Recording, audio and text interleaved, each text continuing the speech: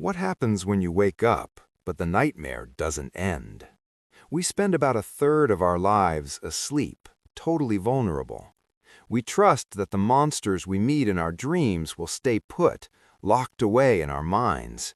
But what happens when that trust is broken? For some people, the line between what's real and what's a nightmare just disappears. These are harrowing tales and terrifying accounts from all across America. They come from quiet suburban bedrooms, busy college dorms, and sleepy New England towns. And they're a chilling reminder that you're never truly safe, especially when you close your eyes. Our first story is about something as old as fear itself, which science now calls sleep paralysis. That terrifying state caught between sleep and waking, where your mind is alert but your body is frozen. For centuries, our ancestors in Europe and America had a different name. They called it being hag-ridden.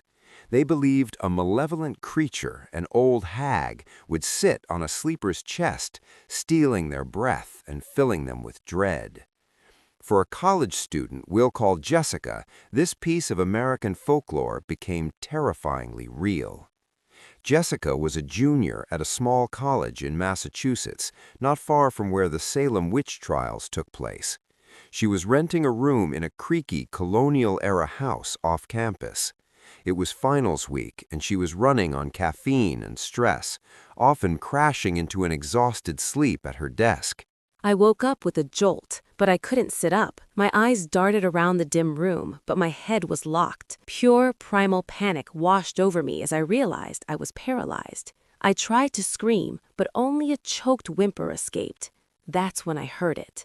A floorboard creaking in the hallway. She lived alone. The front door was locked. The doorknob began to turn, slowly. With a low groan, the door swung open. Jessica forced her eyes open and saw a figure in the doorway. It was short, stooped, and cloaked in shadow.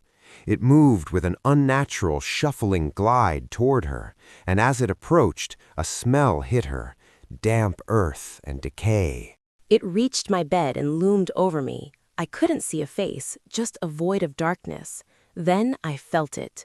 A crushing weight settled onto my chest, pressing down, making it impossible to breathe. I was suffocating. It was the same terror from the Salem witch trials 300 years ago. Now, centuries later, I was living it. Jessica's mind screamed. She poured every last ounce of her will into one command: move. Her finger twitched. With a final, explosive gasp, she broke free, throwing herself upright. The room was empty. The door was closed. Sunlight was starting to filter through the window. Jessica later learned about sleep paralysis and how stress triggers hallucinations.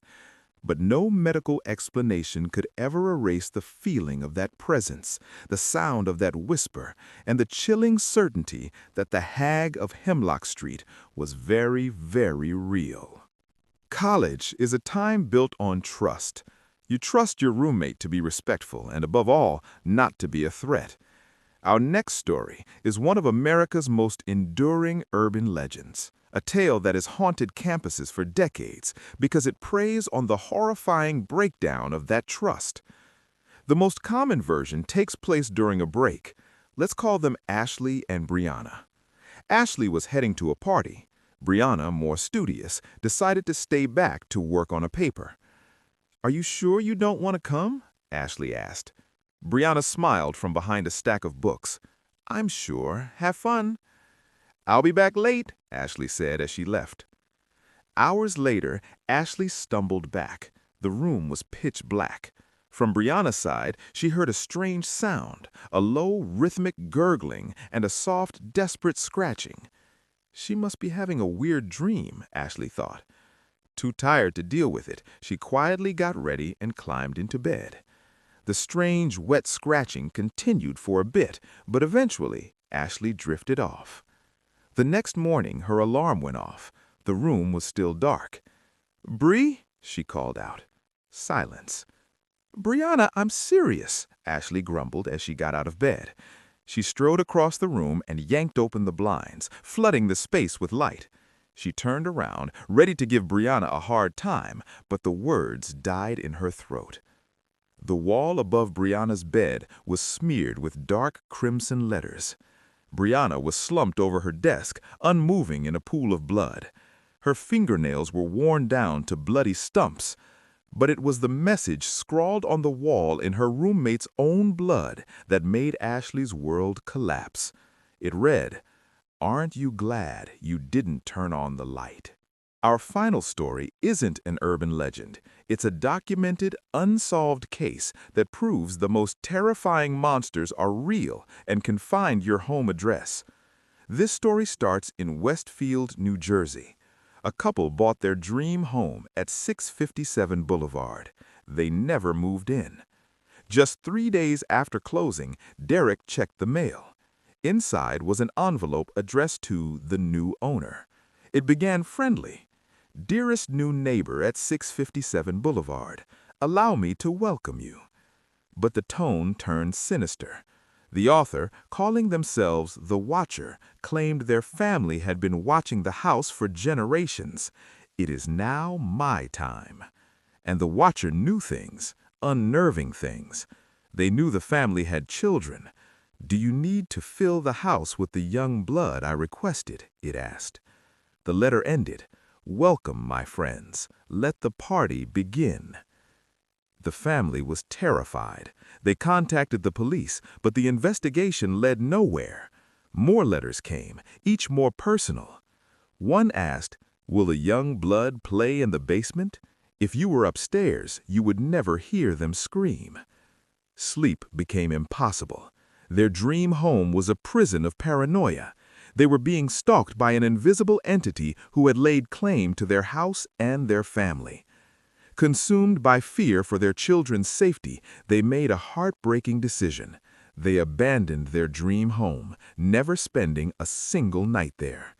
After years of paying a mortgage on a house they were too scared to occupy, they finally sold it at a huge loss. To this day, the Watcher has never been identified. The case remains open, a chilling testament that sometimes the most terrifying horror story is a true one. It's the knowledge that someone could be watching you, waiting, and you might never know who. The bedroom is supposed to be a sanctuary, but as these stories show, the line between our safe reality and the world of nightmares is thinner than we think. They remind us that the American dream can sometimes curdle into a waking American nightmare. What about you? Have you ever woken from a dream that felt too real, or experienced something in the dead of night you can't explain? Share your own scary sleep tales in the comments below. If you want more terrifying true stories, like this video and subscribe. Until next time, sweet dreams.